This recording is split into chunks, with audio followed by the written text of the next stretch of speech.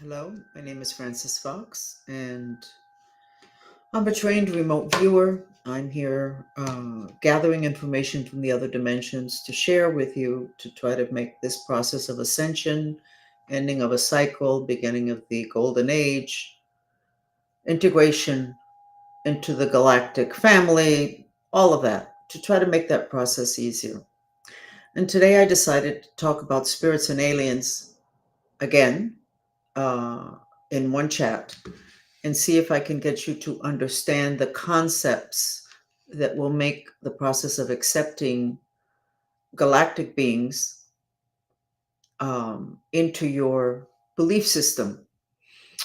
And beyond accepting it into your belief system, learning how to handle some of the things that come with the existence of the galactic beings, particularly the fact that they're inundating planet Earth with their presence. And so I already sketched the collective consciousness of this group. It's actually better than yesterday. This is good because you guys did not look good. I don't have yesterday's here. I already put it away, but yesterday's, the mind streams curled back in. Not good. So the Schumann resonance for the last several days has shown a lot of light coming in. And I don't know. And when it comes in, we all feel very off. I'm not sure if that's what it doesn't really matter. You look better. So let's go ahead and get into the information part of this get together. And then we'll go ahead and do the mantras, which is what always shifts your consciousness, which is what I want for you to be well, mind open, expanded, with information that's appropriate for now. It doesn't matter if you have a university degree, how intelligent you are, how much money you earn or don't earn, or where you live. Today, everything is different. If you're a person that has a hard time with change, wants everything to stay the same because that way you make sure you have a grip on it, you're going to have a really, really hard time. And every day that goes by, it's going to be more difficult. So you might want to do a mantra having to do with being flexible and available for whatever change is necessary.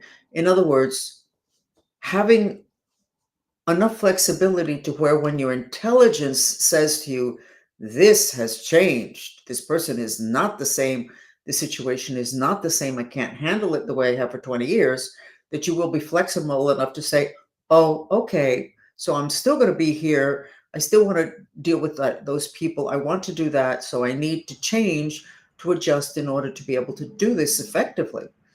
So if you are inflexible, you don't like change, you're not sure what the heck is going on, formulate a mantra to deal with that. I'm a Cancer. I don't like change.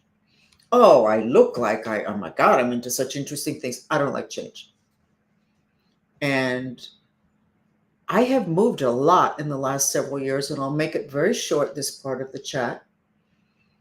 Years ago, when I started to be open about my process of doing therapy to recuperate from all of the torture and the mind control stuff, the program I was in, I moved like 4 or 5 times in the space of 3 or 4 years. And the police were not after me. When people say, why do you move so much? I go, well, I don't want the police to show up. I don't want them to know. Obviously, they know where I'm at, and that's not the reason. But I finally asked my masters and I said, why do I have to keep moving?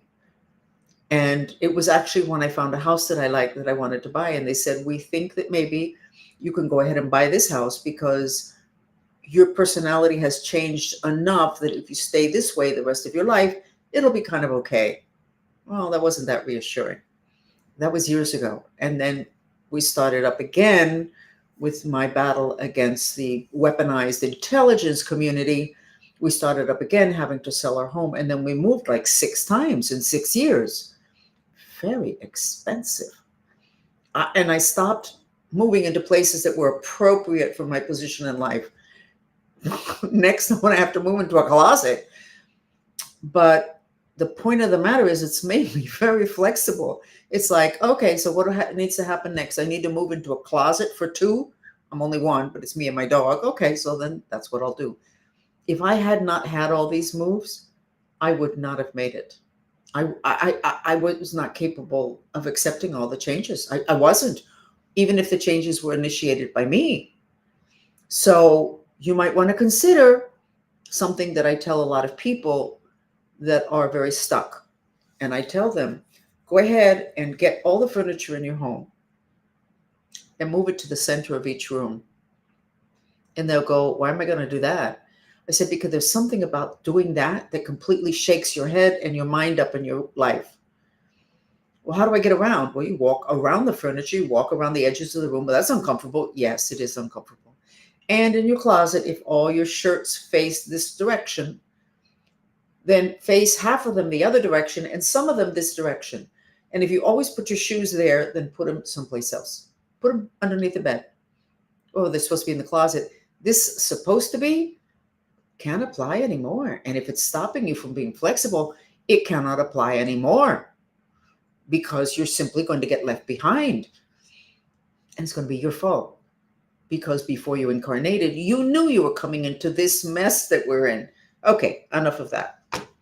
So how do I get you to get with the program having to do with spirits and having to do with ETs and aliens? Let's start with the fact that in modern society, which is, I'm speaking in English to an Anglo public, people that don't manage the spirit world very well, a lot of them are called schizophrenics. And you all know the story. I had two people who worked for me as in my office while they were studying, and then they went on. They both studied psychology, and they both ended up coincidentally doing intake when they were in their internship with that part of their university degree. And they both came back to me, different years, different people. They never met each other. And they both said, it's really sad because I have to work with the intake of the patients. And when it's a schizophrenic and they tell me their symptoms, I want to say, you're not crazy. You're actually hearing spirits. They exist. But I can't say it because they don't believe that. And I want my psychology degree. So if you're not careful with the spirit world, you could end up being classified as a schizophrenic, which is what the Cuban mafia say that I am. I'm mentally ill. I'm schizophrenic. Yeah, I speak to spirits. And sometimes they're in more control than I am. But I don't run around like a crazy person saying that they're whatever. Maybe that's the difference. I have no idea. The truth of the matter is that schizophrenics actually are listening to spirits. They're just frightened by them. And like a bully, if you let them know that you're afraid, they're going to bully you more. Just like the spirits, if they know that you're afraid and they're really getting to you, they will bother you more. So I'm going to put up a graphic of the human assemblage of bodies, and I'm going to explain it a little bit, and then we'll get on to spirits. You need to understand the concept of sheath, SHEATH, a sheath, the covering of something. Like a condom is a sheath. Okay.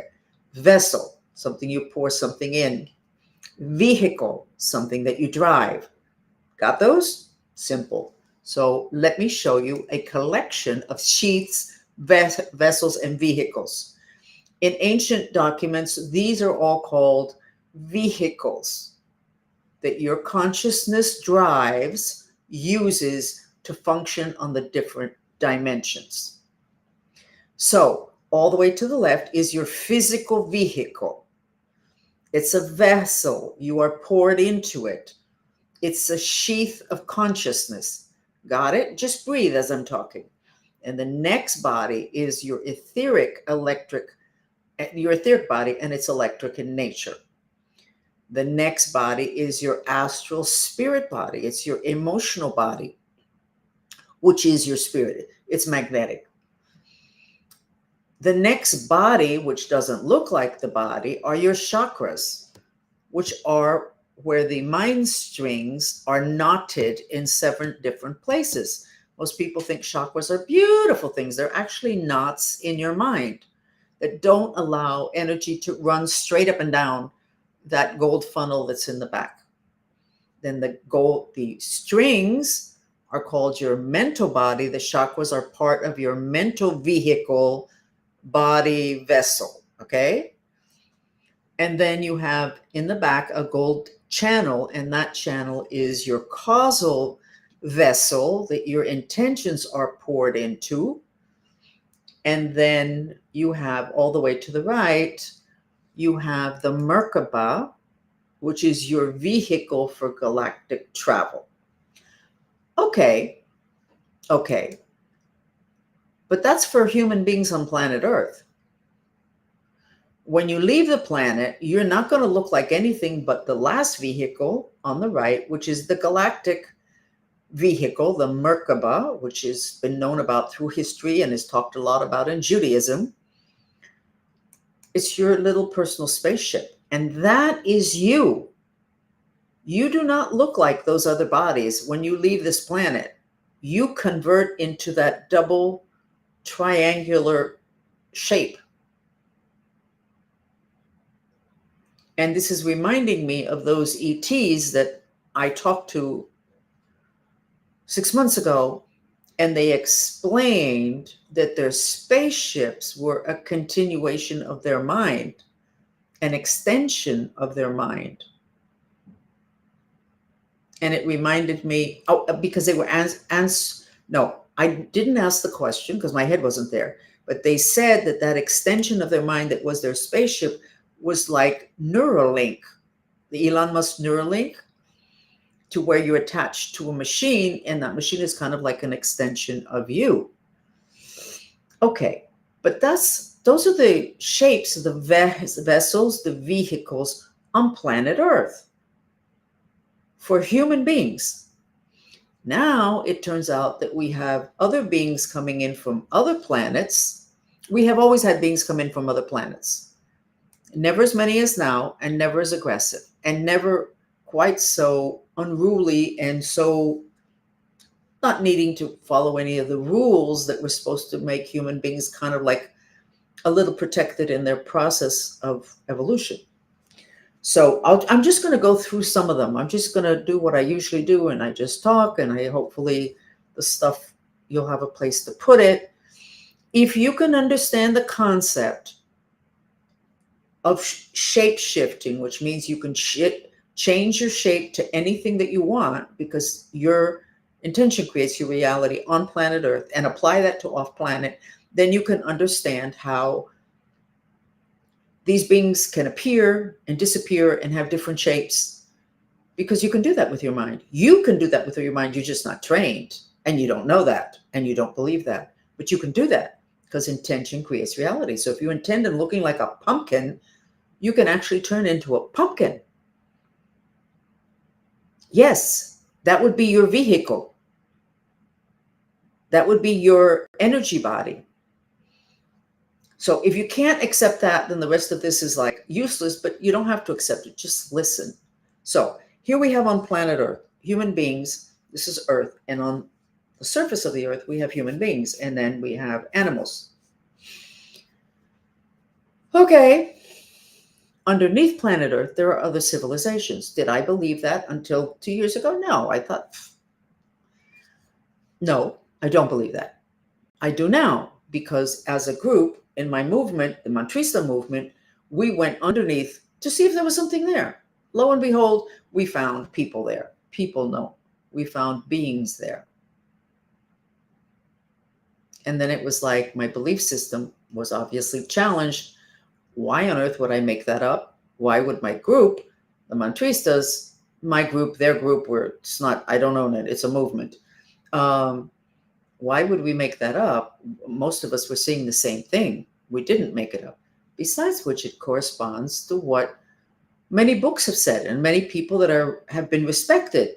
They've not been understood, but that they've been respected. I don't remember who the person was that years ago wrote a book about his trip adventure to inside Earth and how he lived there for months, whatever, and he came back with all this information. He wrote a book, and I think that most people didn't believe him. That book is still around. I don't remember his name, but if you look hard enough, you're going to be able to find it. I never read it. Why would I read it? I didn't believe in that.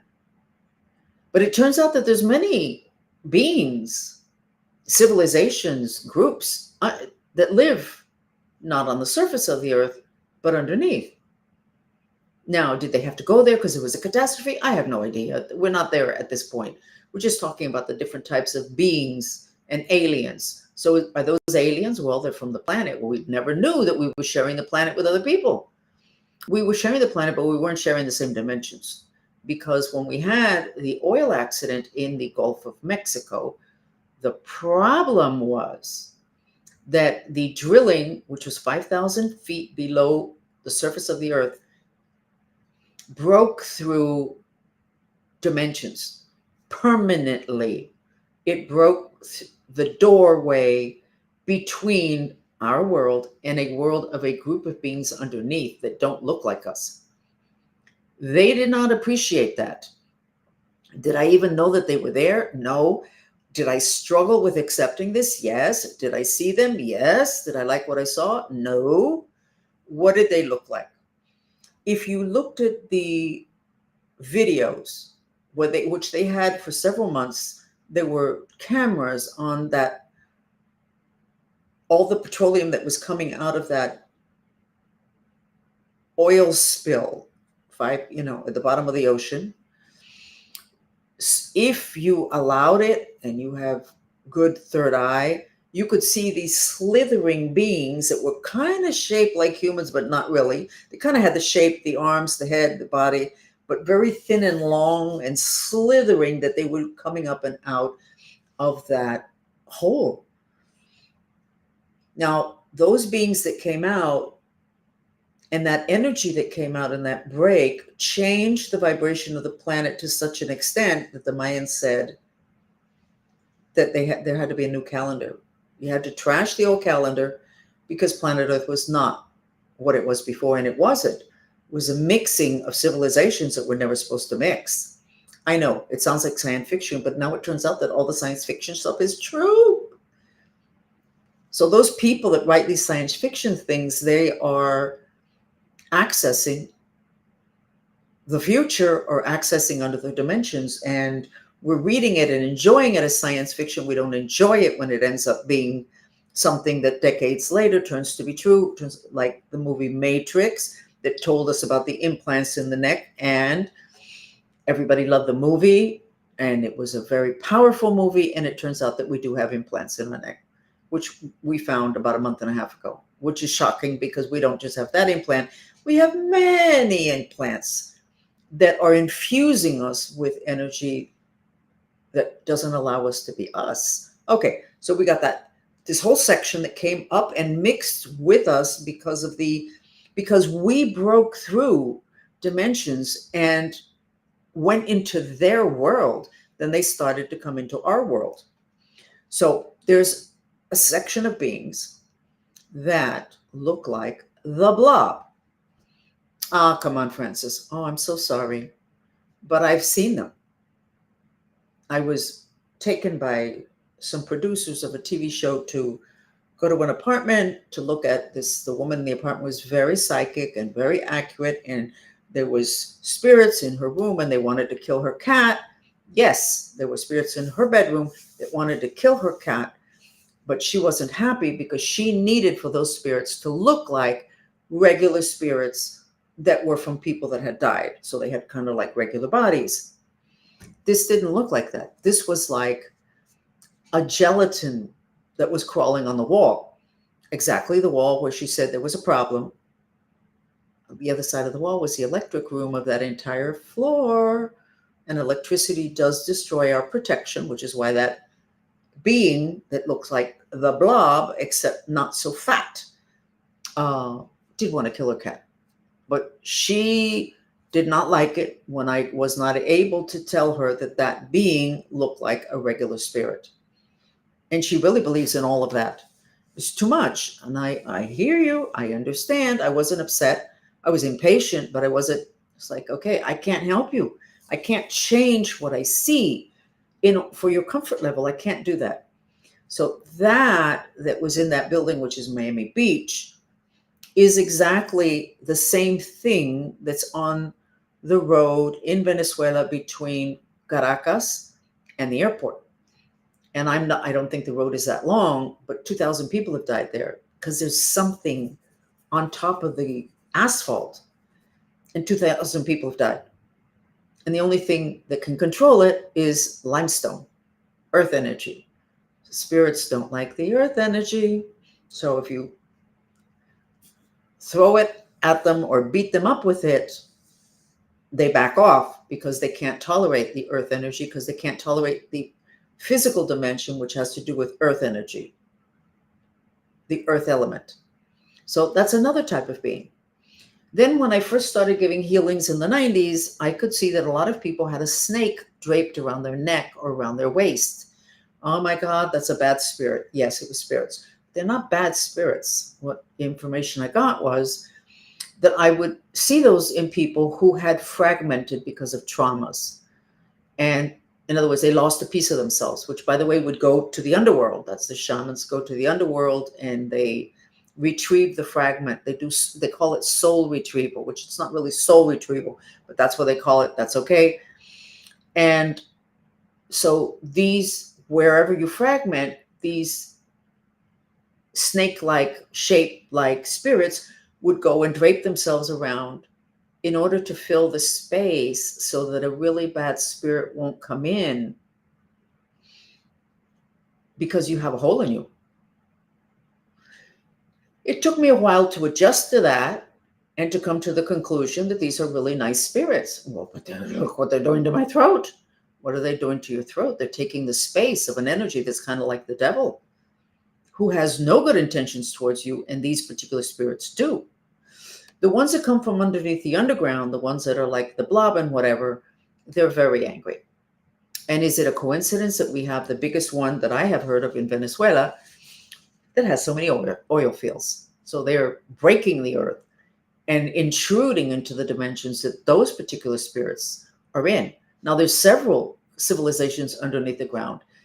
Did I believe this before? No, I didn't. Do I wish I could make this easier for you and just kind of put up a wall and say, we're just going to deal with this type? I can't. But it's not like people haven't been talking to us forever about this, and then we classify it as mythology or science fiction. Okay, well, you know what? Time to wake up and smell the coffee, because it's very real. Now, we haven't even touched the off-planet. Now, what about the off-planet one? They know how to shapeshift. They know how to be there. You can kind of see them, and then all of a sudden, what happened? They're gone. Their spaceships are gone. They have a lot of powers, which, by the way, you do too. You just have not accessed them, and you don't really believe in them, and you don't believe in yourself. Your government probably wouldn't let you do it. And there's some poor senator here who says that she was able to heal somebody with her hands. She's getting raked over the coals. She's not going to live this down. Do I doubt her? No. I would, if I was there, I'd stand up and say, listen, I can do that too. Maybe not as good as she does, but I can do that too, and you can too. I can teach you.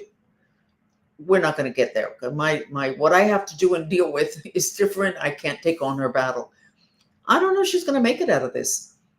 She's, I'm sure, a Christian. I'm sure she did it. I'm sure she's good at that, but people just know. Do not mess with their belief system. A human being cannot do that. A human being can do that and a lot more. But we've been told we can't. And yet in the Bible, it says we're like Jesus, we're just like gods. Well, what's up with that? We're supposed to just be perfect like God, but we're not supposed to have any of the powers? No, this whole thing with superpowers is really setting us back. So then you have all these beings, you have a group of beings that come in through the left ear, this portal that's here, and they come in with people that either have incredible sexual traumas, or they are electro-radiated, so they become electro-haunted. They're on their earphones and their cell phones and their Wi-Fi and the 5G, and all that radiation breaks their protection. And then this particular portal opens up, and these spirits come in, and they generally go down and lodge in the second chakra. Those are the ones called incubus and succubus. They're not good. They're the ones that turn people into perverts and into murderers. And there's something broken in the human being that comes in. The unfortunate part of this particular little section of what I'm talking about is that If you have a big enough sexual trauma, this gets opened up and those kind of spirits come in. Now there's a whole thing with trans people shooting up whatever. A lot of the people that have sexual trauma or sexual confusions or sexual shame are broken in the second chakra, which breaks this energy center, which leaves this portal exposed. So you can be like a really good person, but have a lot of shame about sex because you were sexually violated, or because you're gay and your community or the world doesn't accept it, or you want to be trans, whatever. And you could end up with those spirits that are spirits that kill with no problem. So we are going to be seeing more of that because there's too many people that are damaged having to do with sex. And it doesn't have to do with the fact that they chose different sexuality. It has to do with how uncomfortable they are with that choice. Not that they don't want to be gay or they don't want to be trans, the way they feel about it because of the way the outside world feels about it. So we need to be kinder because we're pushing people into traumas that maybe we need to figure out how to make this whole all these sexual issues less damaging so that they don't get so broken that they're so easily invaded by such heavy duty spirits. So we got that whole section. I call them galactic spirits, but that's too generic a term, but that's what I've used up till now. And then you have, of course, when people die, they have that body, the gold body and the assemblage of bodies that is always there, separates at night and astral travels. And then when the physical body dies and returns to the earth, that spirit gets liberated for the last time until the next incarnation. So you got all of those spirits. Now, we have several times in the Mantrista movement, we have gone to different places across the planet astrally. Been a lot of spirits hanging out that did not finish going to the light. And we have gone ahead and taken them to the light, and there are thousands and thousands and thousands and thousands of them. Now, it is said that Jesus Christ, spirits don't want me to say this. Okay, I'm going to say it anyway, came to help human beings, to help them go to the light, but also spirits, because there's so many spirits that are lost. And those spirits create problems for us. They used to have a physical body, but when their physical body passed, they didn't continue the process to the light or wherever it is that they were supposed to go. And they create a lot of problems and have since the beginning of time. And then we have these mythological gods who we can call in, and they're spirits. And they can do a lot of things. They can help out a lot, and they can shapeshift. And they can just show up and then not show up. And they can show up and they can disappear. So if you are really hung up on physicality, and this is very real, and it needs to be able to be measured, and it needs to live in a world that's morning, noon, night, you go to sleep, and the next day, outside of the physical dimension, time does not exist. Neither does space, like measurements, like 20 feet, like 6 yards, like 20 miles. That doesn't exist in the other dimensions, which is why it's pathetic when they talk about that, when they talk about space travel and all the rest of that. If you're going to try to make it in a physical vehicle, okay. Has it worked? Not yet. But you don't actually need to go that route, because if you change your vehicle, you're not subjected to the laws of the physical dimension. It's probably a lot easier to get there, which it is. You already have a vehicle. It's the Merkaba, the one that's the triangles. So the whole alien thing, well, do aliens exist? Sightings. If your instincts had been honored, if you had paid attention to your intuition when you get a psychic hit, or you just kind of, gee, I just realized this. Well, how do you know? I just realized it. If you had actually paid attention, honored it, and honed it, then the whole thing with spirits wouldn't be that big a deal. but you can't trust yourself. And authorities have been doing the 3 shell game, and where is it? And it is, it isn't, no, there's no proof, show us proof. You can't show proof in the physical dimension because they don't have a presence, because they don't have a vehicle, vessel, sheath for the physical dimension. So anytime somebody says you have to show me proof in the physical dimension, you go, as I was told in my training, you're asking the wrong question. You're demanding the wrong thing. You're demanding something that's impossible. These beings don't have the vehicle for the physical dimension. So I cannot show you that. Oh, okay, then I don't have to believe. No, you don't have to believe.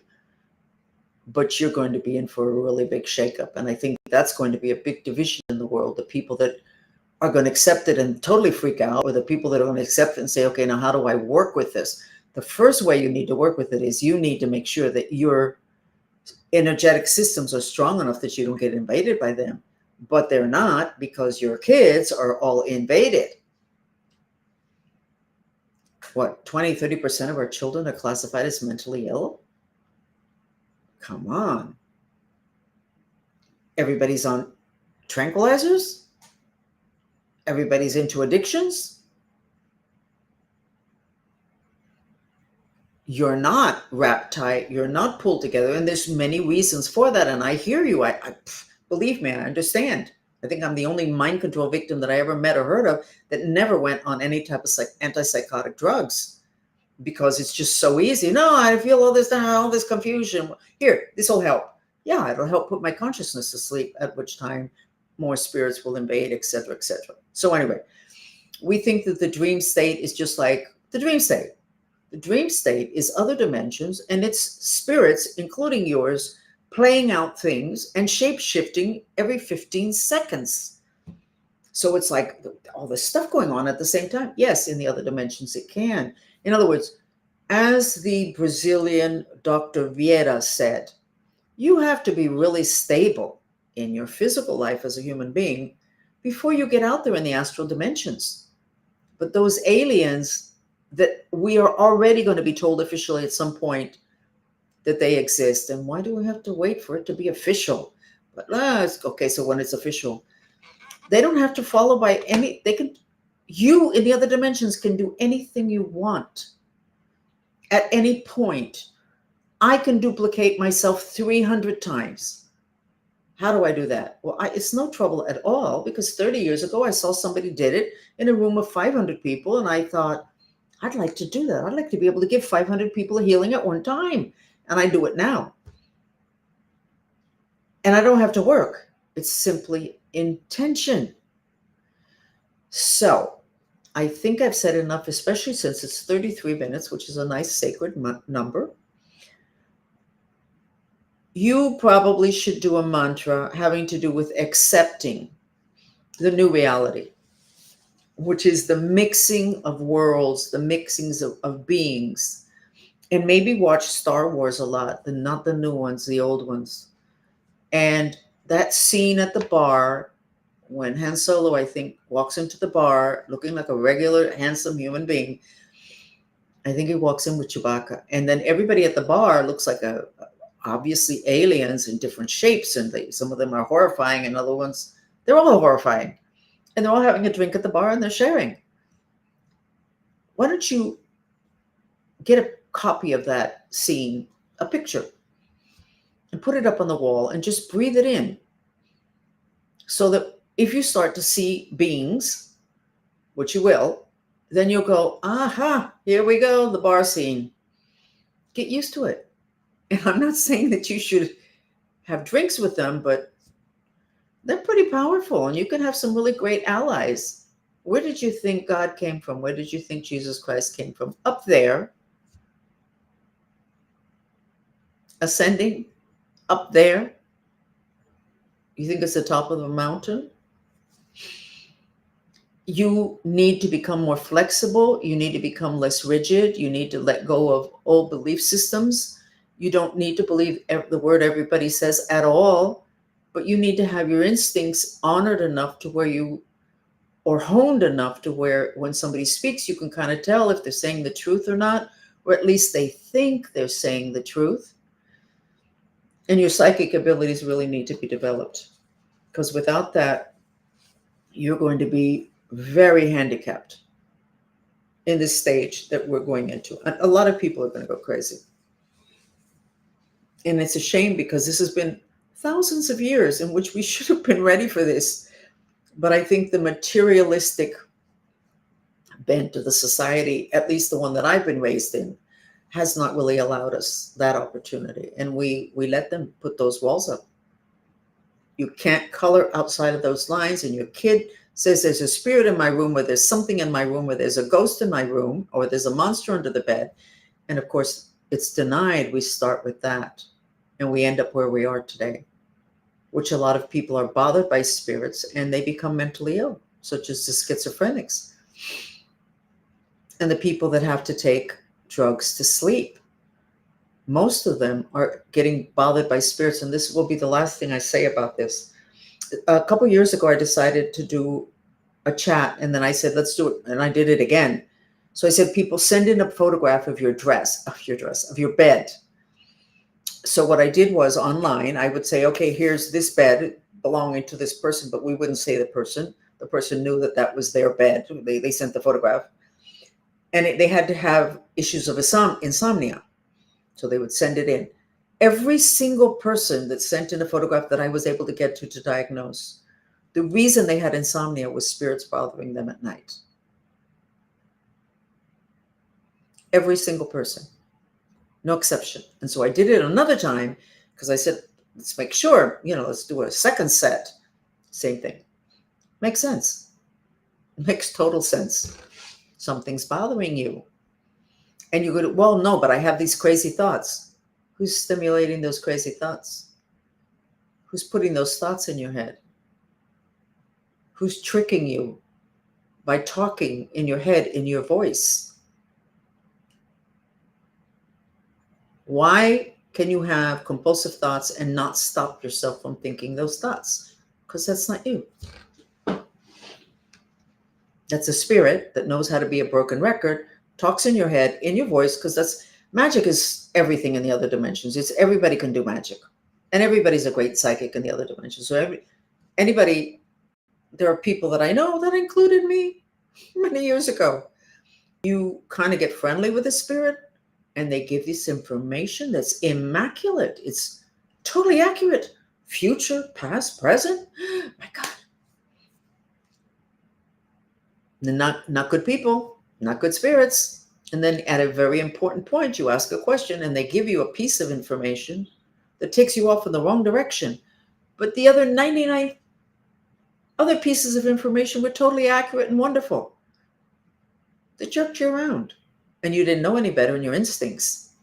Now, if you start dealing with a spirit, there's one way to know whether they are legitimate or not, and that is to simply stare at them for half a minute, because in the other dimensions, lies do not stay. They dissipate. In other words, your intention can create a reality, but if that reality is a lie, it dissipates. And a short story, I came back from an interview, I think. I don't remember what it was. And all of a sudden I see this huge angel in the doorway. I'm not that into angels. I'm dolphin consciousness. Angelic is great, but it's not my vibe. So I'm looking at this angel, and the angel starts to give me information and tells me to write down. And so wow, gorgeous angel. Why wouldn't I pay attention? Start to write down, and it tells me that I should go into the business world, and that's where I should do strategy, which I was already doing for a huge bank.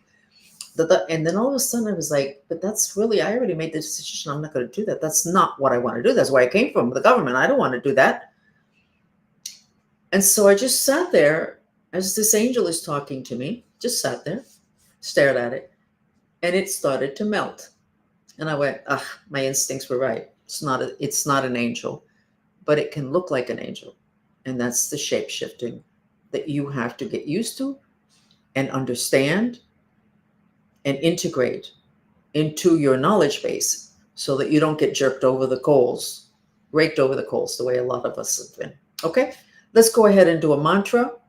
And let's do the same one, which is to develop your third eye, because being able to see is going to make a huge difference for you. A huge, huge, huge difference. And there we go again. The nose. The whole thing with the third eye, with this particular mantra, is that we're afraid to be a master. We are afraid of the power. We're afraid of superpowers, which we all have that are in our third eye. So this mantra makes a big difference. So I'm going to put on the music, and we're going to do, we have time to do 10 minutes, 2 feet on the ground, the hands in the Apana Mudra, the back of the hands on your thighs. Apana Mudra, this wakes up the 3 lower energy centers. And it relaxes you. And when I do this, my body relaxes and my voice gets softer. I feel more feminine, and I behave and move more feminine. And I'm seated more fully into my chair, etc. So back of the hands on your thighs, and breathe. The mantras are repeated in silence in the head, and expel the breath through your mouth. And if you want, you can direct the mantra to your third eye, which is around here. Just direct it there. And I'm going to give you a healing at the same time. And let's get some music. Let's get some sound therapy.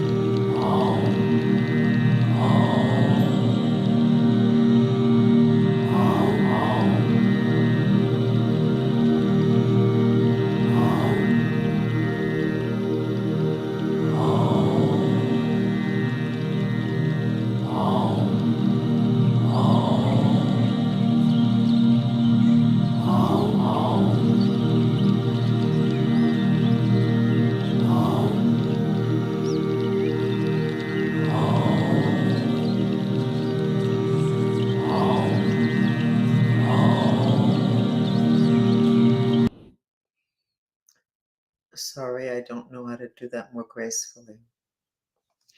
You look good. The only thing is the third eye did not. You have the 3 pyramids of protection, like in Egypt they protected the pharaohs with the pyramids. It's to preserve the energy bodies. And then your eyes are open, but it's not one eye. So your third eye, you're more psychic, but the third eye is not really open. Your mind streams are looking good. So just these few minutes, because it was really like 9.5 minutes, makes a big difference for you. So you might want to figure out what mantras are going to work for you during the day. And of course, the one we're putting out a little post that somebody on X said that in the Bible it says 365 times, don't be afraid. And what your fear breaks you.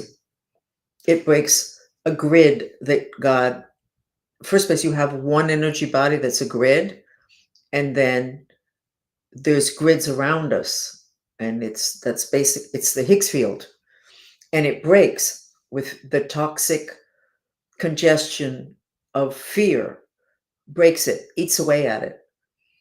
So in terms of you applying what you're learning here to your life when you're not here, so that you don't have to look like this, just do, even though I'm afraid, I love and accept myself all day long, you'll notice a huge difference in your well-being, your emotional, mental well-being. And your mind creates reality, and it's also what makes us sick, can make us heal.